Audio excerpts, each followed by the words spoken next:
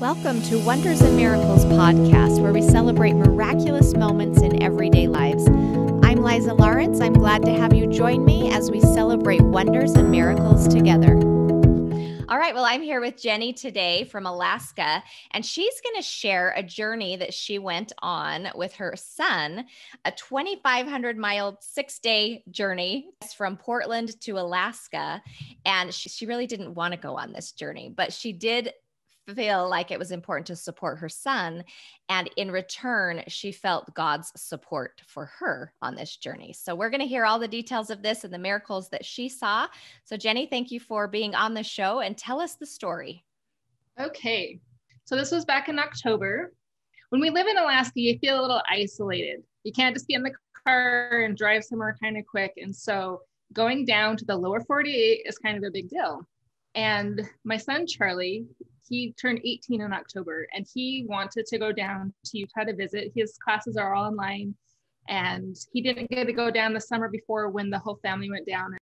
He wanted to go down for like 3 weeks. And with the whole COVID thing going on, I felt a little uncomfortable just sending him down on his own, making him rely on everybody else for car rides everywhere because he couldn't get a rental car for himself.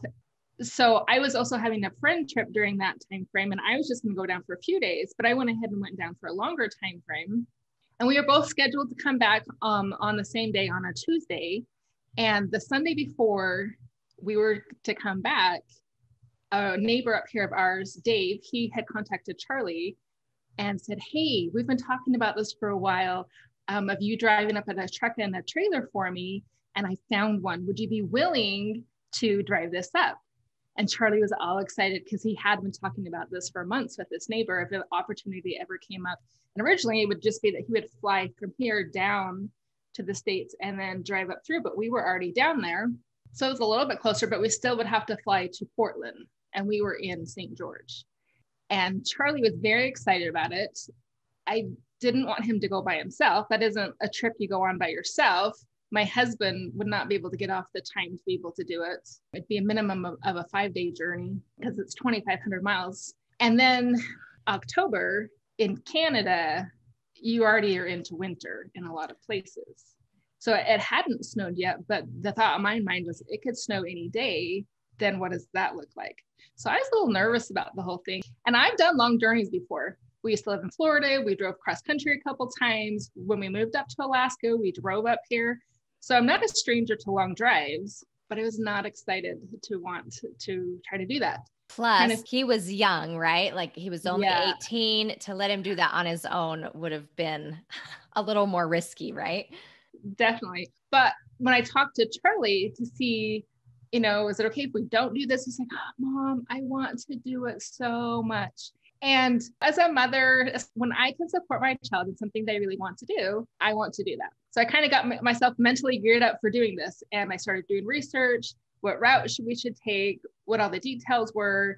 We're in the land of COVID. What are the regulations for getting through Canada? That was one of the reasons that our neighbor asked us specifically. He had previously his father-in-law bring things up, but with COVID, only people with Alaska driver licenses or people who are like moving and have proof that they're moving up to Alaska, things like that. Like you had to have really verifiable, legit reasons for going through Canada because they were turning everyone away. And then thankfully, I did look ahead to see only 3 entry points on this western side of the United States were open. The rest of them were closed to US citizens to go through.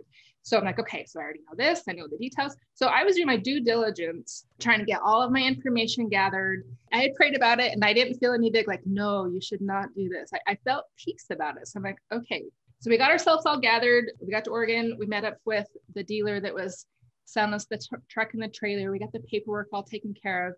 And our neighbor, Dave, he has done this multiple times. So I really relied on him that he knew everything I needed so that I had all my paperwork in order so that when we got to the border, we would be able to just go right on through and there wouldn't be any problems. We did get to make a little side trip to IKEA. I have a trailer that we're hauling. It was a big toy hauler is what it was. So there's a space where you have like the bed and the kitchen area and then the back end where you can put things in. And so the day that we picked up the truck and the trailer, we also went and picked up a Ski-Doo that was put into the back. The place where we picked it up, they loaded that in. They got it all strapped down for us. I was trusting that they did that all right and all good and we were good to go. And so then we stopped at IKEA, I got my boxes and we put those in the back next to the Ski-Doo and we thought everything was fine.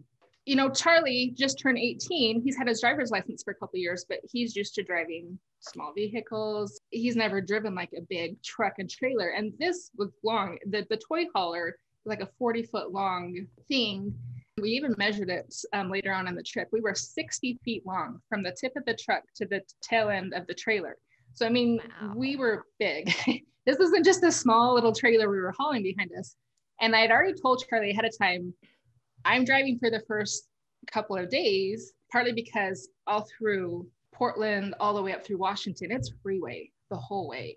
It turned out to be a good decision because as we were going along the freeway, we had all this extra stuff that we loaded into the back. The trailer would kind of sway. I would try to get up to speed and I was only trying to get to 60 miles an hour, but my trailer would kind of swish back and forth a little. And, you know, when you're in freeway traffic and you got cars on either side of you, I'm worried that the slightest little motion, I'm going to bump off the car next to me. So I'm already feeling a little extra stress of like, okay, slow it down. We're just going to go 50. Well, I have a brother who lives up in Seattle area. First, I called him and from the freeway system we were on, he was about an hour out of the way. So I was trying to see if he could come over to the freeway system where we were. He and his wife and child could just come over there and meet us. Maybe we could do dinner or something like that. So that was the original plan. But going 50 miles an hour, that kind of really cuts back your time frame. An hour after hour is passing and we're just getting behind and behind. And my brother had said, well, why don't you guys just come stay here for the night? And originally I was like, oh, but that puts us out of our time frame. And I really wanted to stick close to my time frame. But then I got torn. I was like, okay, this could be good. We'll go stop at Mike's house. But then I was like, but he has this really long, narrow driveway. He lives off a busy road. I can get into his property. How do I get out of his property the next day? It's not like you're in a car. You can just back right up and zoom right on your way. And we'd already gassed up one time by then. And you start realizing how awkward this whole situation is. You can't just pull into any gas station, any gas slot and think you're going to be able to get back out. Like, again, sometimes you can get into places. Can you get back out of these places that you got into? And so I called my brother, Mike, and I explained to him, okay, we really want to come see you. Maybe is there someplace else we can park? He's like, we'll be okay. We'll be able to get you turned around. I'm like, are you sure? This is a big trailer. He's like, yeah, we'll be fine. So we get there, we get pulled in, and it was even a little more narrow than I even remembered. Well, so we have a lovely visit. Very glad I got to stop and see them and spend some time with them. Then in the morning time, when I woke up, I thought, oh, I didn't really think this through very well because I want to get up and get going early. Because now we're behind my schedule that I created and we were an hour out of our original way, plus we were supposed to be about 3 hours more north. So really we were like 4 hours off schedule at this point. And in the morning, we got everything loaded.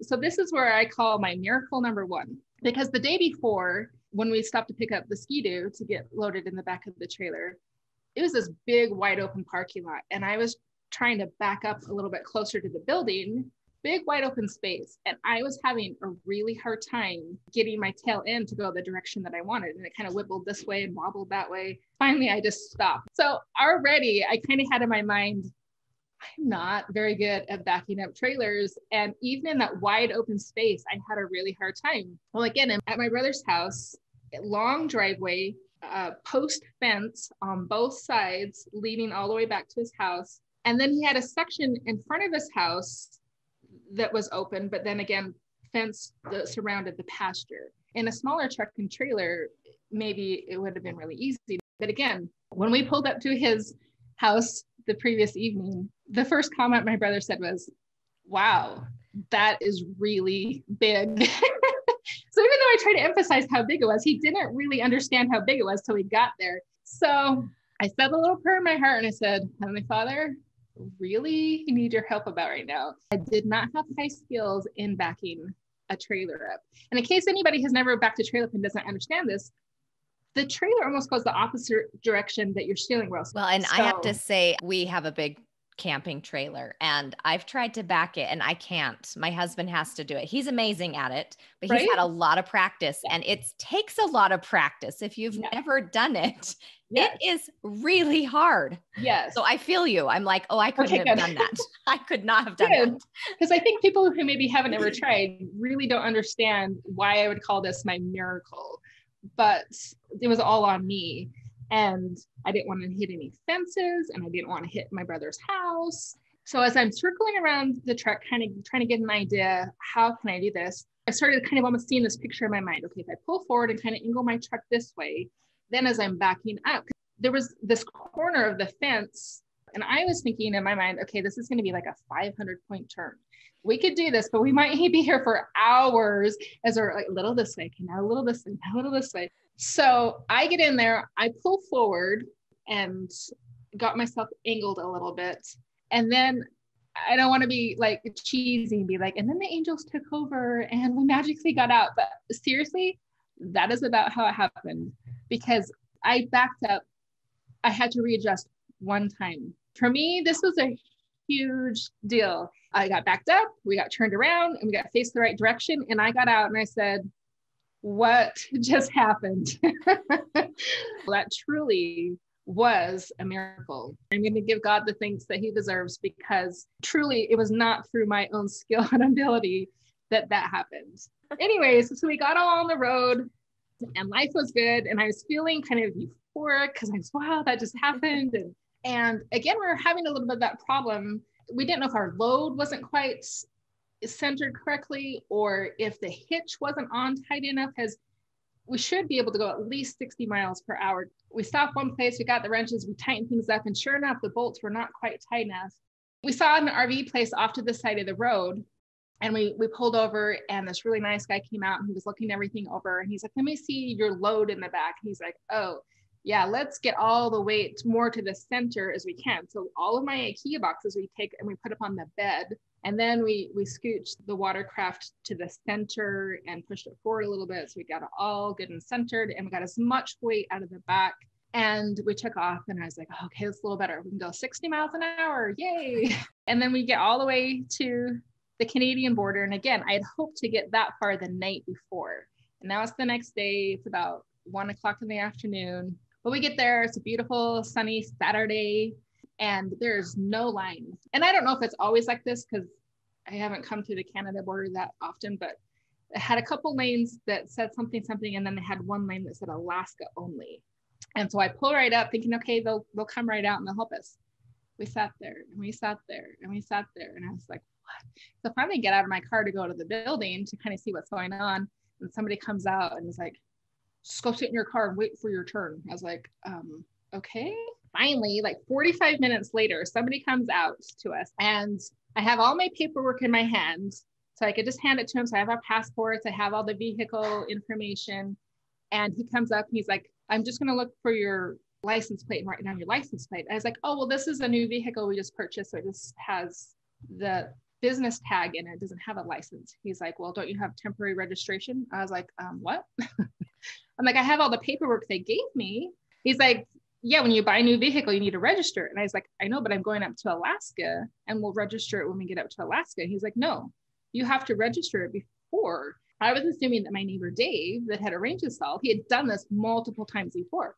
I figured he had everything in place that needed to be done. And so now all of a sudden I'm panicking. I'm like, it is Saturday afternoon. Where am I going to get a temporary tag? Like really an out-of-state person can just go to any DMV and get a tag. I was like, I don't understand how this works. So we start calling Dave. We start calling my husband. We're like trying to communicate with the dealer that sold us the truck and trailer and trying to get any information from people. So the border agent goes back in. He's like, well, let me go check on some stuff and see. And he comes back a little while later. He's like, well, good news and bad news. He's like, I can let you through. As a border agent, we don't care technically if you have registration or not. But when you're in Canada, if you get pulled over, they could impound your vehicle. And I go, I don't want to get impounded. I just want to get home. That's the whole theme of my trip. I just want to get home. So Charlie had been on his phone looking around. He's like, Mom, there's a DMV that's open. I was like, no, there's not. There is no DMV that I know of that is open on a Saturday. He's like, no, really. This says they're open till 4:00. And I was like, okay, let's try it. Cause I'm like, I don't want to wait around all weekend and wait until Monday to go somewhere and get this. So we tell the border agent, okay, well, we just want to get turned around. We're going to go to this town 15 minutes away and we're going to go get a tag. He's like, okay. So we drive to the next town and it is just like this 1950s little pharmacy. It would almost be the kind that would have the soda jerk counter, but not quite. And it's like stepping back in time. And back tucked in the little corner is this little counter.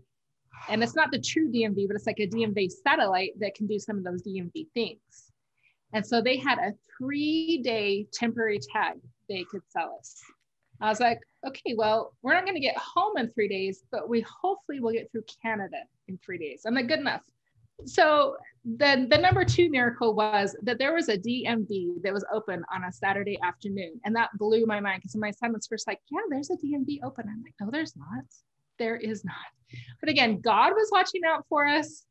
And I'm not going to say this DMV was open just for us. They probably were open all of the time. But in my mind, there was no DMV open on a Saturday.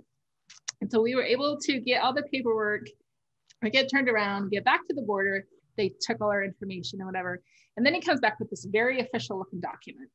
He's like, this is your 5-day temporary tag to get through Canada that you need to turn in at the Canada customs on the other side. If you don't turn it in, you will now have a warrant out for your arrest in Canada. So if you ever come back to Canada, you'll have a warrant for your arrest. So I'm like thinking, okay, important, stop at the other customs and turn this piece of paper in. I'm like, they are serious about not wanting anybody in their country right now during COVID. Now we're in Canada. So we had picked this up Friday morning. Now it's Saturday evening. So we're 2 days into our trip. I was hoping to get to that part a day earlier. So in my mind, we're technically a day off schedule. So we get as far as we could that day. So the thing is trucks aren't necessarily very gas efficient as it is. This was actually a diesel. And so we were already warned ahead of time, do not let the diesel run out of gas, well, out of fuel. And so I'm like, okay, half. When our tank gets to half, we are always going to fill up. We're not going to let it go below half. And so that kind of became our process. During the early part of Canada, you have towns and cities along the way, but we knew the further north we got, we'd have to be a lot more diligent of knowing exactly where all these towns were. And so at one of our gas stops that day, because now, we're gassing up a lot, I was like thinking, we're in a camper, we're camping for the next 4 nights or so. It's already winterized, which means there's no running water. So we couldn't use the shower to take a shower. So in my mind, I'm like, okay, so I'm not going to get to shower for a few days. We had some baby wipes to kind of do that sort of a shower. I'm like, what am I going to do about my hair? It's going to get really gross. And I don't normally have hats or wear hats. I'm like, okay, I'm going to get a hat at one of these gas stations. I was thinking baseball cap, but I saw this really cute stocking knit hat that was the red and black check. That's kind of the Canada hat, if you will. It was like kind of fur lined on the inside, just with like some fleece. So I was doing this for vanity reasons, thinking, okay, I just need this hat to kind of hide my hair. So we get that. And that night we found a actual RV site to park for the night. And we thought we were going to get a plug in because it had a plug-in box, but we did not have the right cord to plug in our electrical. But we're like, well, it's fine. We have the propane tanks. We can turn the generator on. We can turn the heat on. We'll be okay. So we get all set up for the night. And the bed has all of the IKEA stuff. So we can't use the bed, but the couch pulls out and it was big enough for me and my son to sleep on. And earlier that day we had stopped and I'd sent my son into the store while I was gassing up. And I said, get some blankets. I think there's one on the bed, but just grab an extra 1 or 2. And my brother had given us a sleeping bag. And so in my mind, I'm like, okay, we have the blanket that's on the bed and we have a sleeping bag and we'll be fine. And I'll just send him for an extra blanket just in case. Well, that night we get there in the trailer to get set up for the night and there was no blanket on the bed. Well, the blankets Charlie bought was the little like lap quilts that are like 3x3, 4x4, just little, and they're the thin kind. I'm like, son, why? Why did you buy these? And he's like, I don't know. I thought they would work. They'll be fine. Well, we get in the trailer and we cannot get the heat to turn on. And we're like, okay, well, it'll be okay. It's only 10 degrees outside. We'll be fine. I'm like, okay, you take the sleeping bag. And in my mind, my brother had given me a sleeping bag, but I didn't look at it. I'm like, we'll just unzip it and we'll throw it over the both of us. Well, it's a mummy bag. So it's really a one-person deal. I'm like, okay, you sleep in the mummy bag. I'll use these 2 little blankets. I put a sweater on and I had my socks on and I had my hat. And so like, this is what I call my miracle number 3. I was buying this hat for vanity reasons because I wanted to hide my hair. But God must have known I was going to need that hat. I do not sleep well when I'm cold.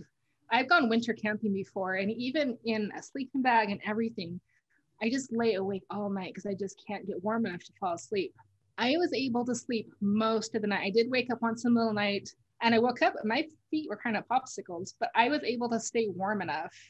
That was definitely a miracle in my mind. But again, the hat, I was so blown away the next day thinking, I didn't know that I was going to need that hat for practical purposes, but God did. We found out the next day that the propane tank, there was 2 propane tanks, but they weren't open so that if one emptied, the next one would start flowing. So we got the one filled up and we were ready to go for the next time so that we wouldn't have to freeze to death. But we woke up to snow. And this, in my mind, is worst case scenario for driving through Alaska, or well, Alaska too, but Canada, because icy, snowy roads in general are kind of treacherous. And then when you're hauling something big, fine. Okay, so again, this is Charlie's trip. Charlie has not driven one time yet. Right. He's getting a little antsy. And I was figuring once we got to Canada and got through like some of the bigger cities and stuff, then I was gonna let him drive. Then we woke up to snow and I'm like, I'm sorry, I still cannot let you drive. So you remember on our first day, I had a little bit of the trauma of feeling the kick of the trailer as it kind of swished around. So I already had kind of that stress a little bit. And so now it's snowing and we're going up and down mountain passes type of thing. And so as you're coming down, I'm always a little nervous. What if this kicks out and like spins us down this mountain? I have this constant state of stress. And I'm not normally a stressful person. And so we're driving along and things are going fine. Well, it gets to be about 6 o'clock at night. We could see up ahead that there was the flashers that cops put out when they're shutting down a road and different things, and see a big fire truck. And one of the police officers comes up to our car and they're like, yeah, there's an accident up ahead. We have the road closed down. Like, do you want to turn around and go the other way? And I'm like, no, we're trying to get further north. Like in my mind, there is no other way to go. And we could go like 6 hours out of our way to hit another roadway up to where the direction we were going. But I was like, I don't really want to go 6 hours out of my way.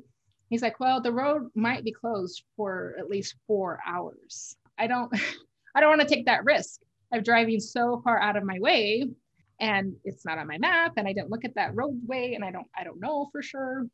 I'm like, we'll just kick it in and stay here for a few hours. We have the trailer. We can go back in the trailer. We can turn the generator on. We can actually maybe eat some food. So we go back in there and our food wasn't cold. And so again, we're making phone calls and being like, okay, we're stuck at the side of the road for who knows how long. And we have time to figure out the fridge. Why isn't the fridge working?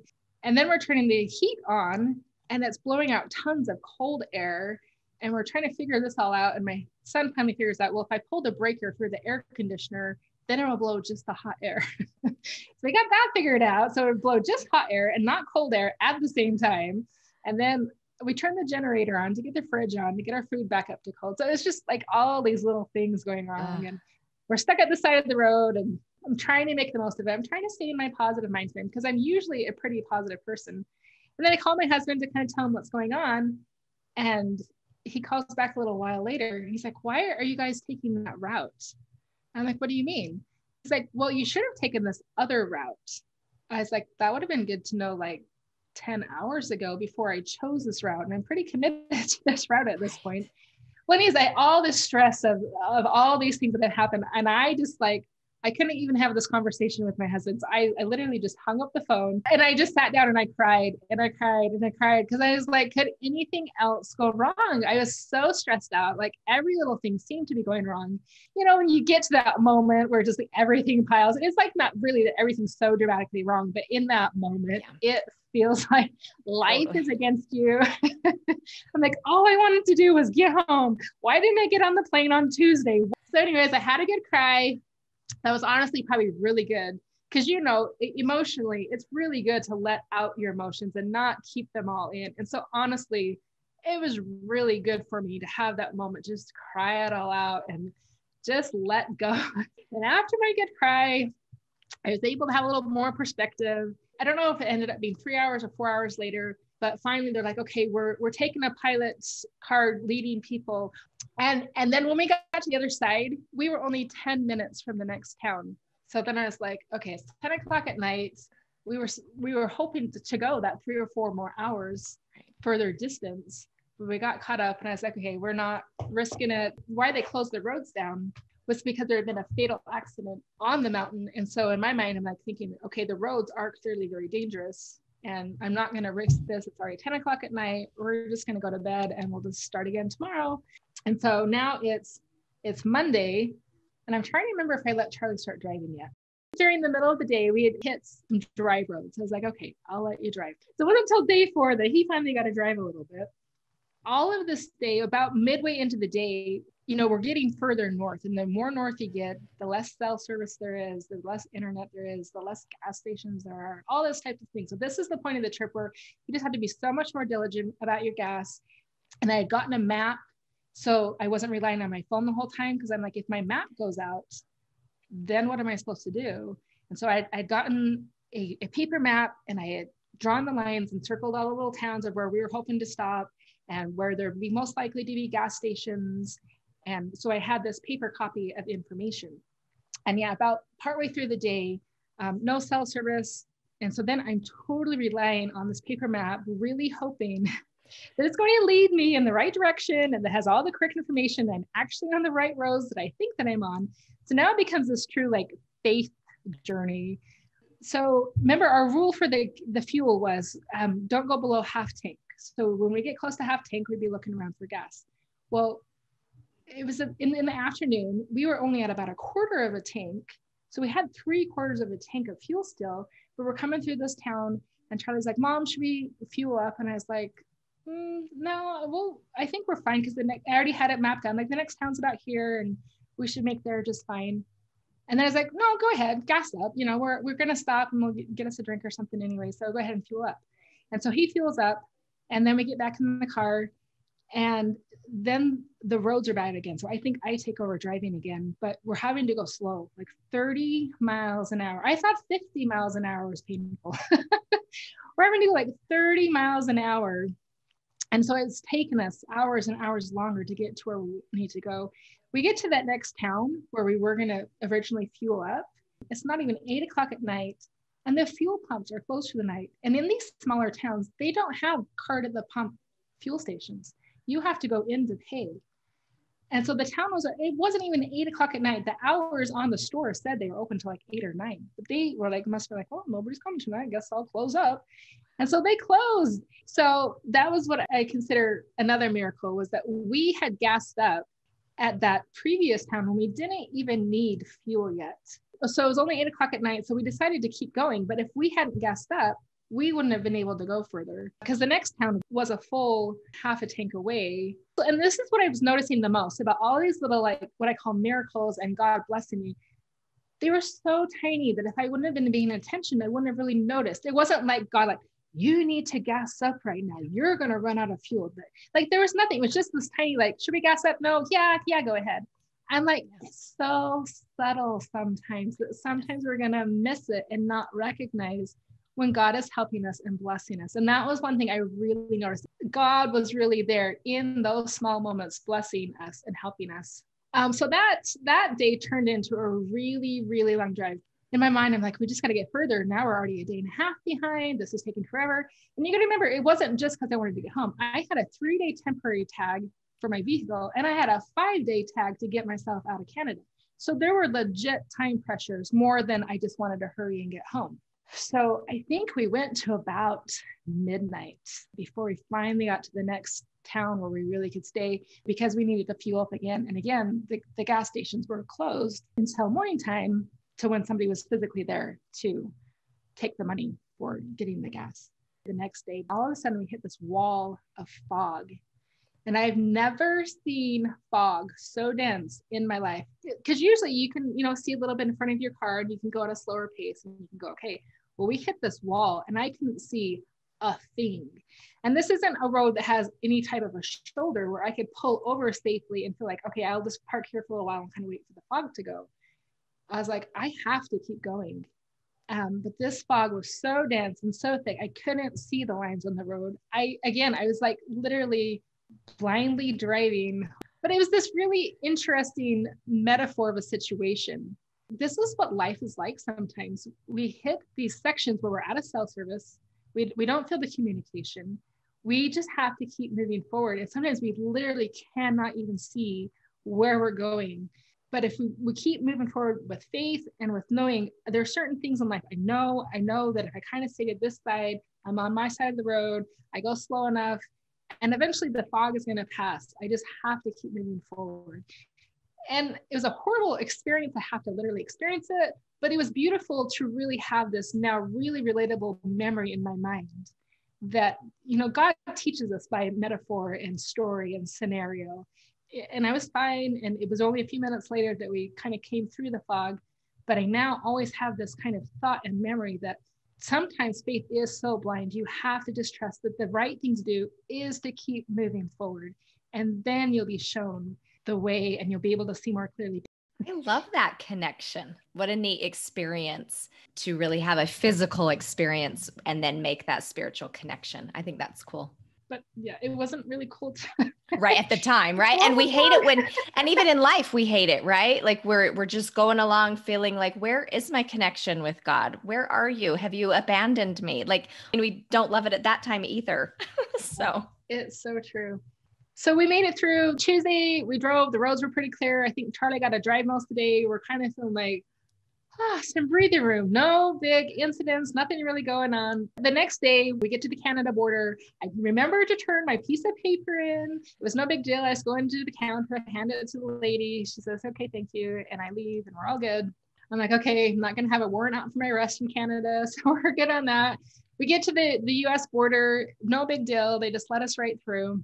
From the border to home, we're about 7 hours. We get part of the way, we sleep the night, we get up the next morning, we have like 4 hours from home. It's like, home stretch, it's a beautiful sunny day, we're doing great. I'm letting Charlie drive. The roads are pretty good. He's mostly going at speed, about 60 miles an hour. And then we're coming up to where we have to make a turn. And most of the time we had my camera with the GPS sitting on the dashboard. We could kind of visually see what's going on. And you got to remember, most of the time I was doing the driving. I always like to be very aware of where every turn is, everything that's going on. Charlie hadn't been driving as much. And most of this time that he's been driving, it's just big, long, open roads. He doesn't have to stop. He doesn't have to turn, anything like that. And so I'm like, okay, we're coming up around this bend and then we're going to have to stop and turn left. And he's like, oh, okay. Well, he comes around this turn and the stop sign was a lot sooner than he thought it was going to be. And this little stretch of road, ice. So he starts pumping it down and the trailer had brakes and he was kind of squeezing the trailer brakes and he was trying to get it stopped. I could see that he wasn't going to get stopped at the stop sign, but we're thinking, okay, partway into the intersection, at least you're going to be able to be stopped, which is a little nerve wracking because the other way was open road. It wasn't like a three-way stop, but it was a T intersection is what it was. And so it's not the type of intersection that like you have a stop sign and you could just keep going straight if you needed to, because it T'd and then you would have hit into a land bank or something. And so he's doing his best to stop it. And he gets most of the way stopped. And thankfully there was no traffic coming in either direction. He was out into the intersection. But at the very last second, the trailer rails must have caught ice. And the trailer comes whipping around. And it jackknifed. And it totally gouged into the truck. And the side of the truck is totally crunched. Oh, no. And the propane tanks and get knocked off out of the way. And so we had to unscrew those and take those totally off. My first thought was, are you kidding me? We've been driving for days and hours and thousands of miles, and we are 3 hours from home. This wasn't even, I was thankful, but this wasn't even on a hillside that we went tumbling down. This was just a simple stop. And it was no fault of Charlie's. It was just the ice. So then we had to assess and see, Are we going to have to get towed home? We're going to have to call somebody to come get us. So we were only 2 miles down the street from a gas station where we were going to stop and gas up. I was like, well, let's just see if we can get ourselves down to the gas station so we're not in the middle of the road. And so we get down there and we look at everything. We're able to fuel up just fine. I was like, well, let's just drive home and let's just get there. So I consider this our last miracle in many ways. Because the first thought is when you have an accident, you want to be like, oh, but we prayed for safety. Like, why did we get in an accident? And I reminded Charlie, because he was feeling the brunt of this because he was driving. And so he felt like guilt and horrible and, all those things when you're the one responsible for an accident. And I said, we need to look at this, that God did bless us and protect us. There was no one in the intersection that we ran into, no one coming along that they ran into us. The propane tanks didn't explode. That could have been a possibility with those getting knocked off. And the truck is still drivable. We are able to get home. I'm like, so if you look at it from that angle, we were highly blessed that no one was injured. We're able to get ourselves home. And so I'm going to look at this as a blessing and as another miracle that God blessed us and protect us. And again, that really kind of struck me as I was saying it to him, because sometimes in life, we want to think that God is blessing and protecting us when everything goes right and perfect. And that's just not how it is. Like, we're guaranteed in life to have problems and hard experiences and trials and challenges. That's a guarantee in life. And so the blessings and protections come in these small things. And again, we need to take that time to recognize that and to thank God for those small things. And so we were able to get ourselves home, and we had to show our neighbor the condition of his new truck and trailer. And he was so gracious and so kind. And I was so thankful for that, because if he would have even just had the slightest bit of honoriness, I think I would have just crumbled into a pile and be like, I just drove for 6 days and went through all kinds of challenges.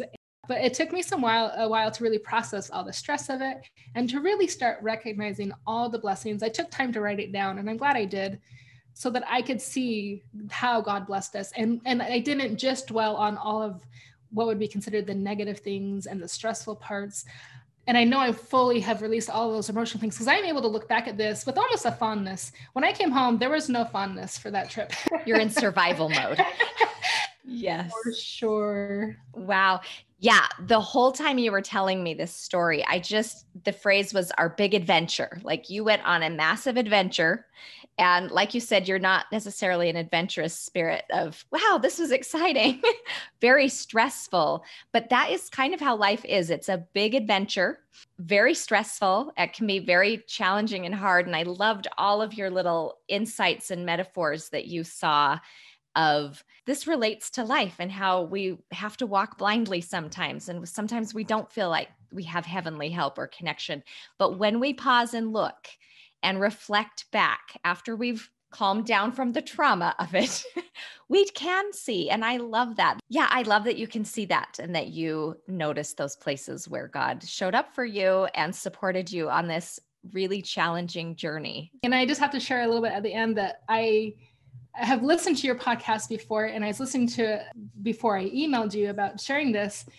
Because like I had facetiously called some of them my miracles, but they didn't really seem like miracles, like something big and bold.